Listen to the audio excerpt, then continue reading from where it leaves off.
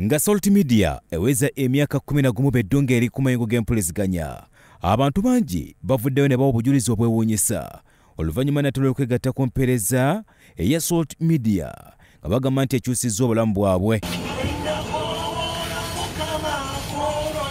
Omusuubuzi Ssentongo Charles akolera mu Busega Kibumbiro atunda by'amasannyalaze agamba nti ebbanga ly'amaze ng'ali ku Salt Media obulamu bwe bukyuse olw'empeereza ennungi ey'emikutu gino.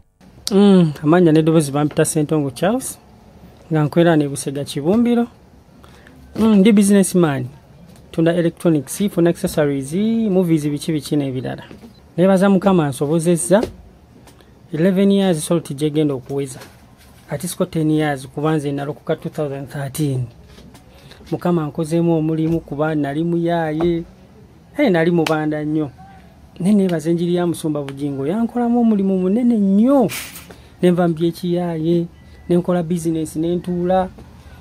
Business nesetolinga nkoze ebintu bingi nnyo. Ssentongo agamba nti enjiri y'Omusumba Lozias Bugingo emufudde obuvunaanyizibwa era yamuwa obuvumu okutandika business gy'alina olunaku olwaleero. Naye twebaza Mukama nze ankozesezza kuba nkoze bingi nnyo nkoze business nze yali omutembeeyiso nga Musumba akubuulira yali mutembeeyi naye noddamu amaanyi nogo kitegeeza nsobola. Kwanza njukira nalokoka 2013 Bati Valley ne mala emyaka 2 Musumba n'agamba kisoboka nga nkyali ku bbala. Musumba n'agamba osobola totya.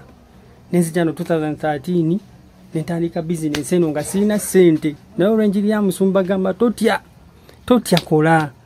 Nentandika business kati maze wano kumpi emyaka nga 10 ndi ku Soroti. Priza kikumusa mu kasirizi katonyeze 7 Kampala sizikiza nani stop. So nebaza Mukama nkoze bingi kubanze nali mulwadde okuva 2008 paka 2013 nga n'obulamu nabwesonyiwa. So bwe nagwira ku njiri ya Musumba 2013 Bati Valley nendokoka. Mukama namponya nakati ndi mulamu ndi bulungi. So kitiibwa n'ettendo mbidiza Mukama. Ono agamba nti tasubwa programs ez'enjawulo okuli lunch hour, emisingi n'endala.